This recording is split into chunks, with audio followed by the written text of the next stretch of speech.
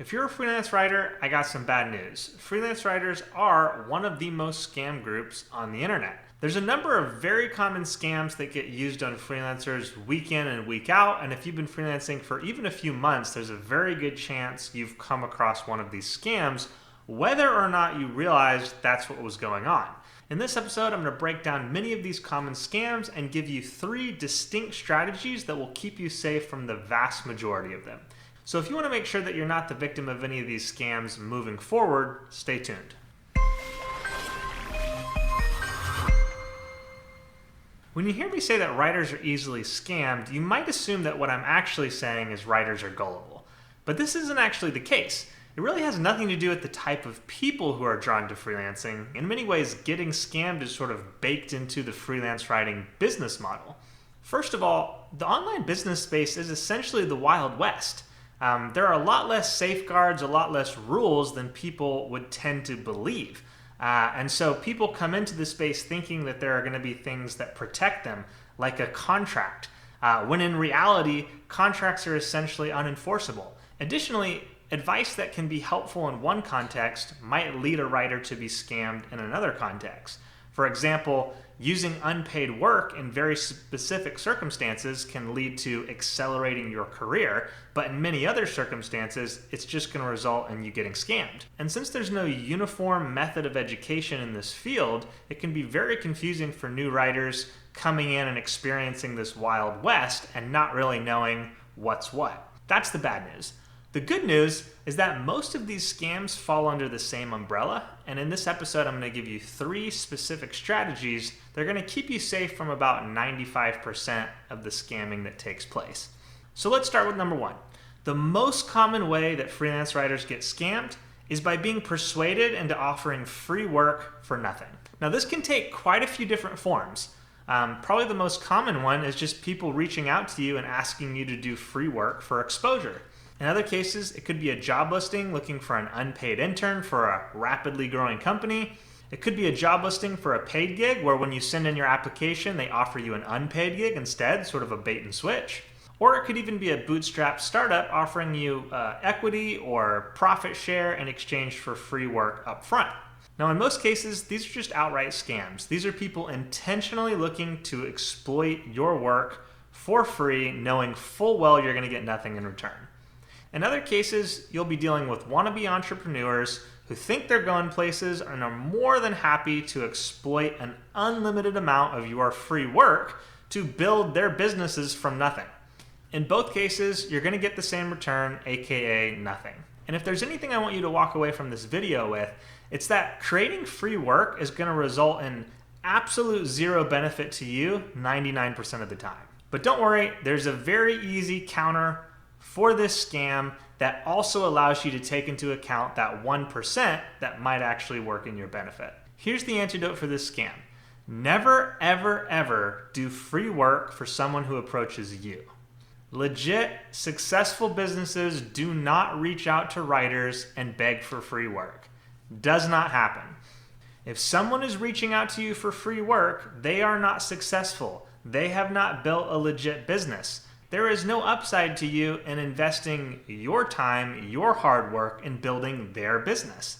It's their business. Let them build it. You focus on building your business and getting paid. And this brings us to that 1% where this will work out in your benefit.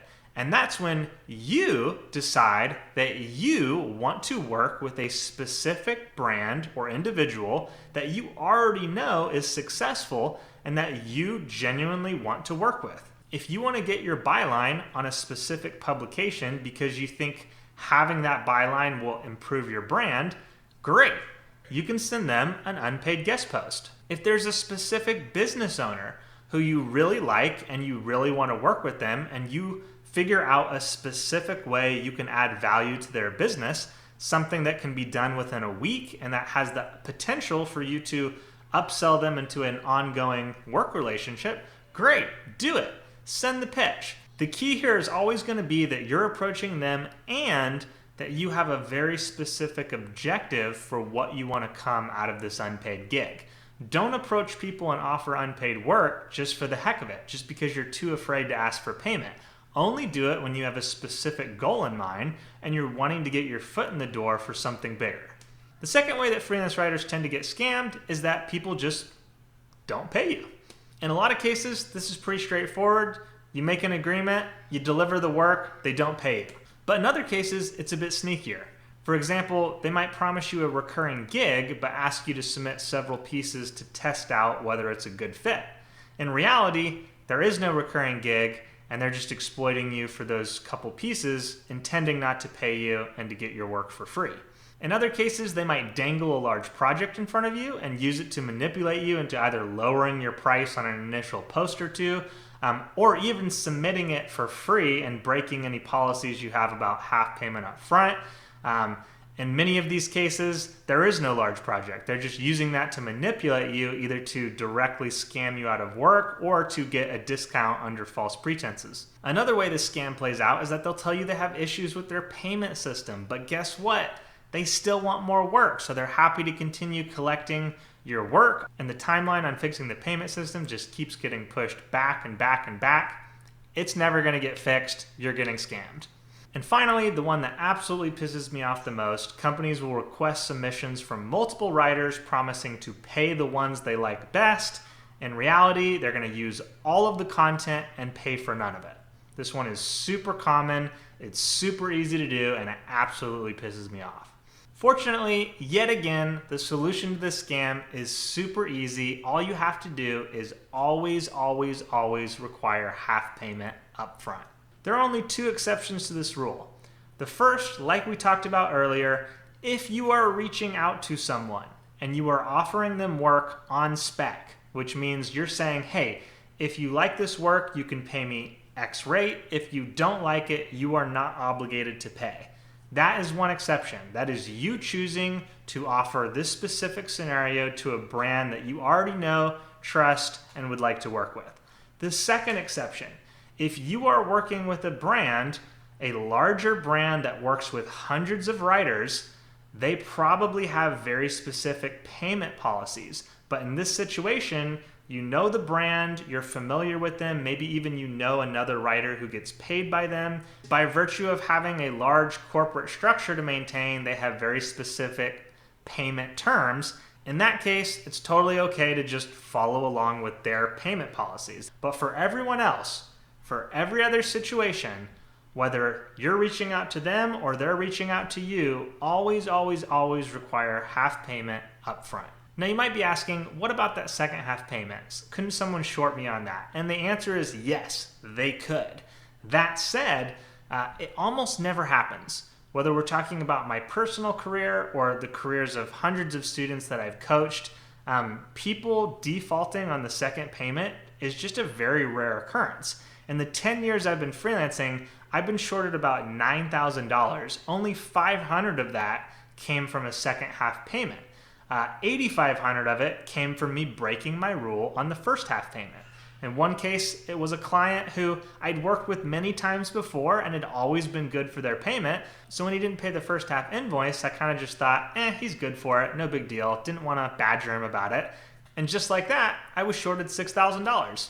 The other $2,500 came from me being a little intimidated, a little too scared to really put my foot down because I wanted to work with kind of a big deal client.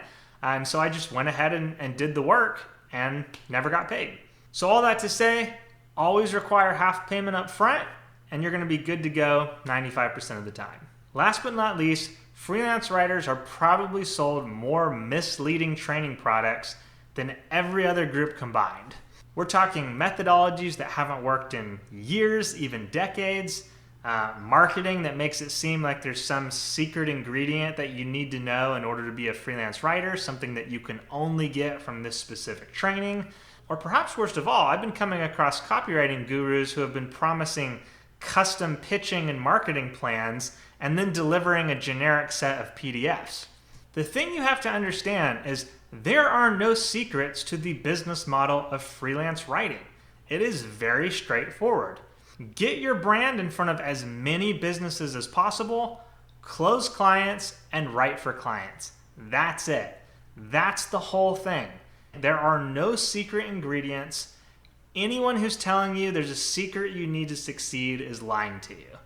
A good course can help you out with the specific mechanics of pitching, networking, selling, writing. It can help you go faster. It can help you avoid common mistakes. It can even help inspire you to take action. I've personally spent nearly $40,000 on coaches, courses, and consulting over the last 10 years, and I'm absolutely thrilled with the ROI I've been able to generate on the back of that training.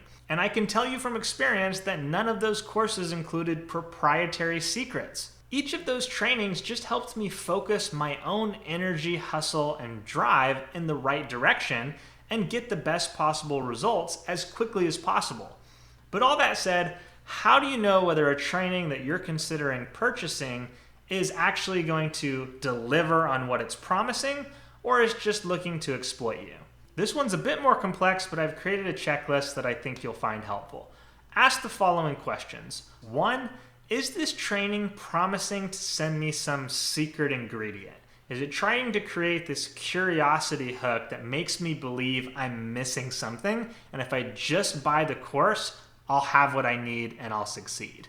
If that's the case, it's a scam, stay away. 2, and this one's a bit more about you. Are you wanting to purchase this course because you don't think you'd have what it takes to succeed without the course?